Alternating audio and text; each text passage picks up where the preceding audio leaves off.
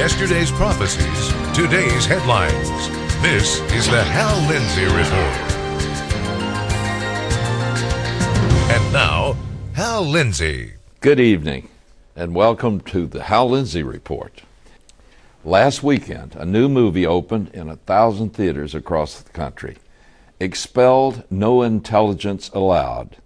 It is a fascinating and controversial film that is both humorous and disturbing. The host, Ben Stein, sets out on a journey to investigate why the scientific establishment in America is on a virtual inquisition. He discovered that the very people we thought were on the front line of search for scientific truth are actually engaged in one of the most bizarre, ruthless inquisitions in modern history.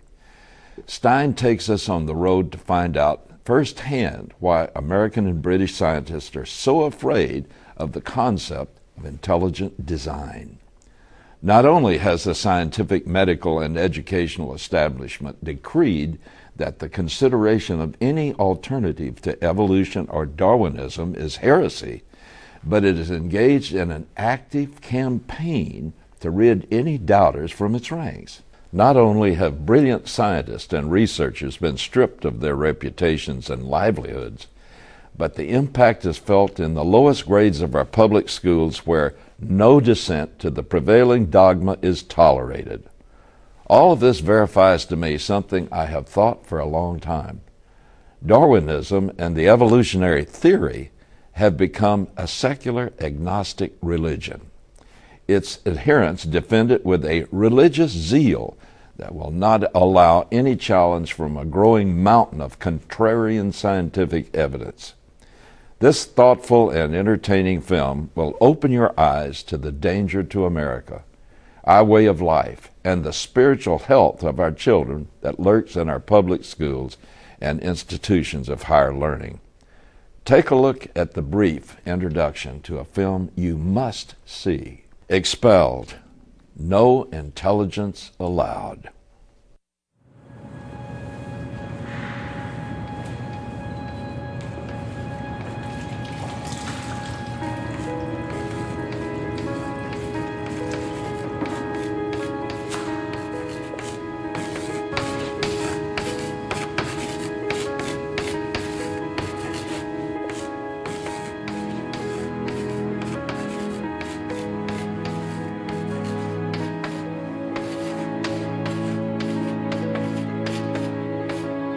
Hello. You're probably wondering what I'm doing here. After all, even though I've done my time in the classroom as student and as teacher, I'm better known as a writer, public speaker, social activist, game show host, even a speechwriter for Presidents Richard Nixon and Gerald Ford. Life has been very good to me, and I'm very grateful. Like most people, I also have questions, very big questions like, how did we get here? Where are we going? Is there a meaning and purpose in life? Or are we, the universe, and everything in it, merely the result of pure dumb fate and chance? For most of my life, I believe the answers to these questions were fairly straightforward. Everything that exists was created by a loving God.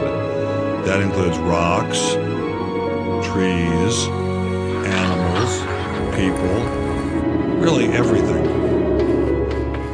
All along I've been well aware that other people, very smart people, believe otherwise. Rather than God's handiwork, they see the universe as the product of random particle collisions and chemical reactions. And rather than regard humankind as carrying the spark of the divine, they believe we're nothing more than mud animated by lightning. Somehow, that mud found a way to grow, reproduce, swim, crawl, breathe, walk, and eventually think. I have no problem if people want to believe that sort of thing. After all, we believe in a free society. This isn't Nazi Germany. People are entitled here to believe and say whatever they want about belief in God and the development of life. At least, that's what I used to think. This is Dr. Richard von Sternberg, mild-mannered research scientist. Until 2005, he also edited a small scientific journal affiliated with the Smithsonian Institution in Washington until he published an article by this man. As a result, Dr. Sternberg quickly found himself the object of a massive campaign that smeared his reputation and came close to destroying his career. After the publication of the Meyer article, the climate changed. It moved from being chilly to being outright hostile. Shunned, yes, and discredited. What I'm asking for is the freedom to follow the evidence wherever it leads. What was so damning about this article? Nothing, as far as I could tell. It merely suggested that perhaps we aren't mud animated by lightning after all. Dr. Meyer argued that there are signs of intelligent design in nature. The digital code in our DNA could not have come about by accident. Instead of a cosmic mistake, he says the evidence seems to indicate that we are the product of a higher intelligence. Publishing Dr. Meyer's paper would not have been an issue if we were living in the time of Galileo or Einstein. But unfortunately for Dr. Sternberg, we live in a very different era. This is the era of Darwin, and in such an era, those who challenge the status quo seldom go unpunished. As I investigated this situation, I discovered Dr. Sternberg is far from alone. Many other scientists face similar persecution. They're losing their jobs, they can't get tenure, they're denied publication in scientific journals, and they're openly ridiculed and ostracized by their peers, all for questioning Darwin. It's the kind of thing where you just learn to keep your mouth shut. I have been told to shut up. We were accused of being diabolical, theocratic conspirators who were trying to force religion into the classroom. It isn't just scientists attacking these guys either. The media's in on it, the courts, the educational system, everyone's after them. I guess I shouldn't be surprised. After all, these guys are asking some pretty dangerous questions, suggesting that Darwinism is not only improbable, it might actually be dangerous. I should know better than to ask such questions. After all, I've been warned. On the whole, they're not scientists. Intelligent design is not a research program. And it's all propaganda. They're distracting you from what's important. As a scientist, I am pretty hostile to a rival doctrine. The more I thought about the situation, the more I wondered why we tolerate free speech in every other area of the society, but not here. What makes this situation so different? In my experience, people who are confident in their ideas are not afraid of criticism. So that tells me the Darwinists are afraid. They're hiding something. We're so schizophrenic. We talk about things being designed and optimized, but then when you ask us, especially in public, we're all about defending neo-Darwinism. I now realize it's my duty to get the word out, to warn others before it's too late. So I'm going to begin by warning you. Feel free to watch this film if you must, and I hope you do. But you've got to know that doing so could land you in a heap of trouble. Some of you are going to lose your friends for watching this film. Some of you may even lose your jobs. In fact, if you're a scientist with any hope of a future, I suggest you leave right now. College or high school students, especially teachers, legislators, journalists, anyone else with a stake in this debate should probably leave right now as well. But if you do leave, will anyone be left to fight this battle? Anyone? Anyone?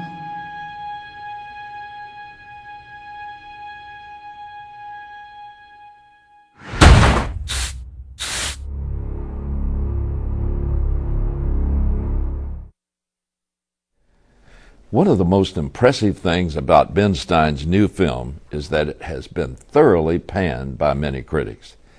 This surprises me, even though it shouldn't. The documentary is controversial, and it does challenge the establishment. But critics usually love all things controversial.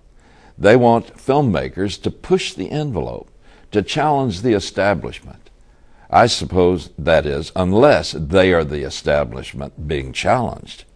Many of the critics call Ben Stein a conservative Michael Moore. But Michael Moore's films, no matter how inane, no matter how illogical, no matter how inaccurate, no matter how condescending and manipulative, always get good reviews. Rotten Tomatoes is a film criticism website. It surveys the major reviewers and tracks their evaluations of various movies. Rotten Tomatoes reports that every Michael Moore documentary has received a rating higher than 90% positive from the media. So I suppose the fact that the media seems to hate this film means that it strikes a tender nerve. That means that it must be doing its job well. That also means that we need to support it. So check your local theater listings to find where it is playing in your area. Then take your family, your friends, even your enemies to see Expelled, No Intelligence Allowed. It'll give you something to think about and pray about. It'll also help you to articulate your views when you discuss this subject with others. In July of 2007, the official NASA website described 1998 as the hottest year in the United States since record-keeping began in the 1880s. In fact, NASA claimed that 5 of the 10 hottest years on record had occurred in the last decade. Then a blogger discovered an error in NASA's calculations. So in August of 2007, NASA had to change its official data. It now shows that 1934 was the hottest year ever. The records go back 120 years. With the onset of global warming, you would expect that all of the hottest years would have come recently. Now we know, thanks to that blogger, that exactly half of the 10 hottest years on record came before the halfway mark, roughly around World War II, and the other half in the last 60 years. And of those 10 hottest years, the new data shows that 6 occurred before 90% of the growth in greenhouse gas emissions. Now, these figures are only for the United States, but the U.S. has the most reliable records. That alone makes the new data significant. So what did NASA do to let the world know that they had changed the official information and perhaps the complexion of the entire global warming debate? Nothing. They didn't even issue a press release. In fact, they virtually hid the information on their website. You see, NASA has a great deal at stake in the global warming controversy. Much of its budget is now directly or indirectly related to climate study. With recession threatening the U.S. and global economies, a space agency might reasonably expect financial priorities to shift in other directions. But global warming puts NASA back at the center of the national discussion. When the agency finds data that agrees with the man-made global warming premise, they trumpet the news far and wide. They hold press conferences, issue press releases, and create educational films for schools and television. No matter what you believe about global warming, you have to be concerned that an arm of the United States government would knowingly revise critical climate information, which many would consider to be good news and not even mentioned to the public. But NASA's silence is not unique. This happened last August. Did you read about it in your local paper? Just imagine if the news had been reversed. Suppose the scientists at NASA discovered that recent years had been hotter instead of cooler. Would they have virtually buried the information? Would the press have ignored that kind of story? You better believe they wouldn't have. They would have covered it like the snow on the top of Mount Everest. But this is not about global warming. It's about the integrity of the scientific inquiry and how it's reported to the public. Many science disciplines now resemble religious orders. If you disagree with their doctrinal creed, you can't join. You'll be cut off from grants, career tenure, good jobs, prestige, and even personal friendships. In other words, question the prevailing doctrines and they'll excommunicate you. The new science orthodoxy sees biblical faith as the chief competitor. That's why it is relentlessly attacking Christians and the Bible. Sadly, this even is true on the campuses of many Christian universities. And these are institutions of higher learning built by people whose chief goal was to honor God. Scientists and students are put in an intellectual box and given no way out. In his book, Closing of the American Mind, Yale University professor Alan Bloom wrote, "The most successful tyranny is not the one that uses force to assure uniformity, but the one that removes the awareness of other possibilities, that makes it seem inconceivable that other ways are viable, that removes the sense that there is an outside." In the new orthodoxy of science, teachers, students, and everyone else within academia are caught in exactly this kind of tyranny. They must toe the line or lose the possibility of even pursuing science as a career. They must conform to the predetermined dogma of the establishment, no matter how riddled with holes it is, or risk being expelled. What a great gift for Father's Day one of these Watchman on the Wall baseball caps would be. But time is short. If you would like to receive one or more of the Watchman on the Wall baseball caps in time for Father's Day, your request must be postmarked no later than April 30th, 2008. It's simple.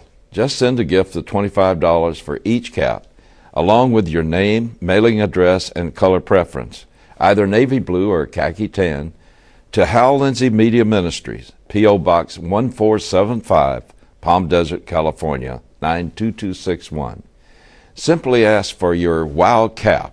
Tell us whether you prefer navy blue or khaki tan, and include your name and a mailing address.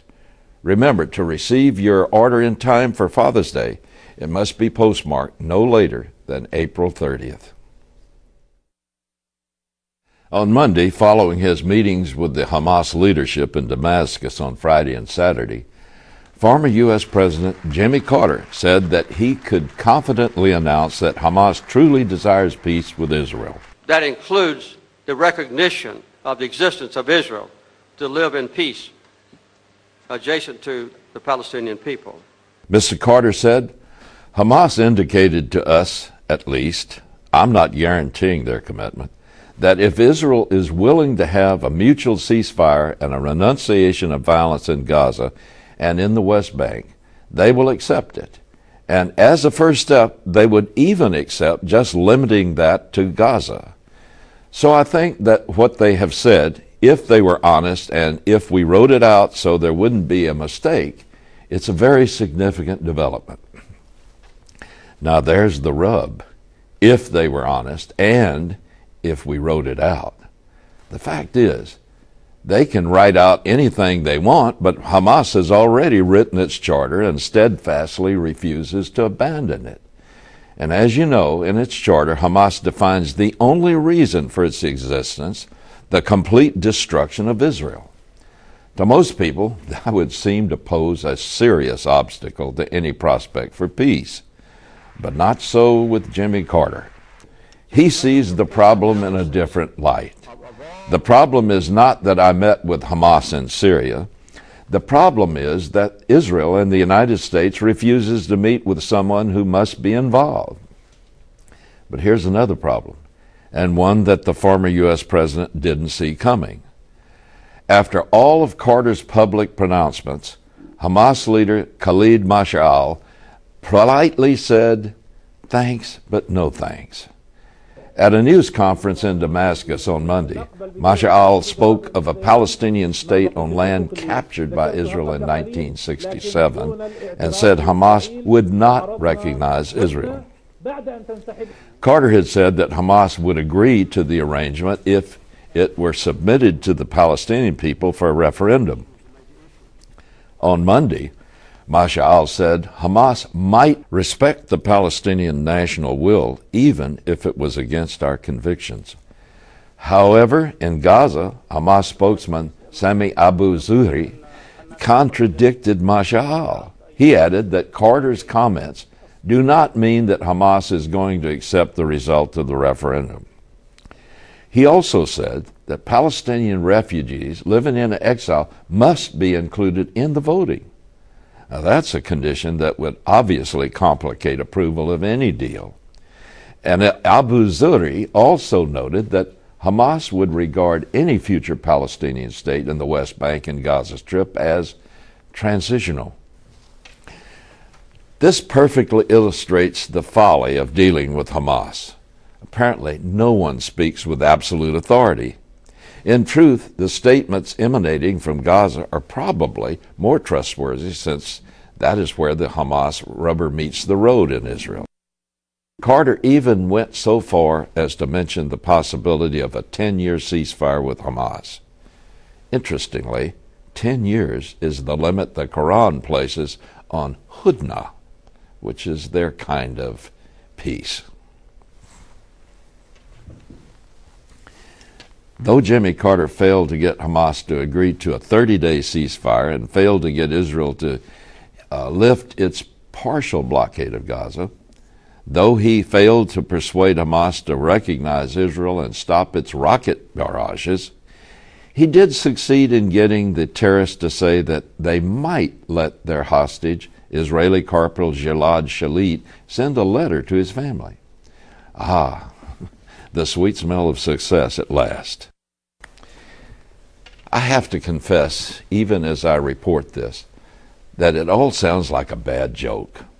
A former U.S. president lending his prestige and the prestige of our highest office to some of the most notorious terrorists in the world. Terrorists that proudly claim the blood of hundreds of Israeli men, women, and children. Terrorists that aggressively indoctrinate their children to hate Jews and Americans. Terrorists that actively teach their young the techniques of killing, even portraying on television one of them killing the President of the United States. Terrorists that have vowed to destroy our friend and ally. Terrorists that can't even be trusted by their fellow Palestinian, Mahmoud Abbas, and the Palestinian Authority, which they overthrew in a coup last summer. President Carter broke all precedent and sat down for 2 meetings with a man who, in 2006, declared that Hamas would no longer seek to kill just Israelis, but now they would hunt down and destroy Americans anywhere they could find them. At what other time in history would such a scenario have been possible? As we approach the end of this age, we'll see more things that defy common sense and logic. Jesus said when these things would begin to happen, don't be discouraged or distraught. Instead, look up and hope, because we know that our deliverance is at hand. I'll be right back. When you support the Hal Lindsey Report with your tax-deductible gift, you're joining me as a watchman on the wall. I've told you many times that I believe God raised up the Hal Lindsey Report to be a voice of warning to the church, the nation, and the world. I've also told you that I can't do this job alone. I need your help. I need your prayer support and your financial support. Please help us increase our reach. Send your tax-deductible contributions to Hal Lindsey Media Ministries, P.O. Box 1475, Palm Desert, California, 92261. Or visit HalLindsey.com and click on the Hal Lindsey Report. And thanks for being a vital part of my team. I think our main subject tonight really shows the reality of there is no blindness like the man who refuses to see. Or as Jesus said, having eyes to see, they do not see. Having ears to hear, they do not hear. And you know, the Bible tells us that blindness to God's truth is not an intellectual matter. It's a moral matter and a moral choice not to see. As Apostle Paul wrote in Romans chapter 1, he said, "For the wrath of God is revealed from heaven against all ungodliness and unrighteousness of men who keep on suppressing the truth by their unrighteousness." This means a deliberate suppressing of truth. In verse 19, he says, "Because that which is known about God is evident within them, for God made it evident to them." Now this means God, at some point in a person's life, makes the evidence of his existence real so that they can see it. And in verse 20, it says, "For since the creation of the world, his invisible attributes, his eternal power and divine nature have been clearly seen." The Greek here is very exact.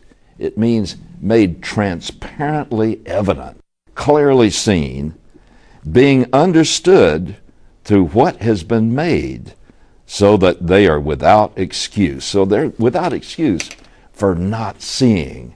And it says that all about God can be learned from what he has made. And yet you hear the most intelligent men say, well, you know, all life must have come from some very small cell. And one even said that piggybacked on something else. This is just ridiculous, because you keep pushing them back to where did the smallest element come from. They always dodge it, because there had to be a beginning. And in every cell, we now know, there are many gigabytes of knowledge, of information, that is made in unison to communicate with other cells. Such things could never just happen by random chance. I don't care if you go back trillions of years. Time plus chance could never account for that. There is intelligent design because there is the supreme intelligence of the universe, God himself, behind it all. And not to see that is not a matter of intelligence. It's a matter of a moral choice.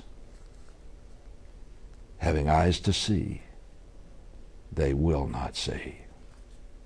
God bless you. And I'll see you next week, God willing.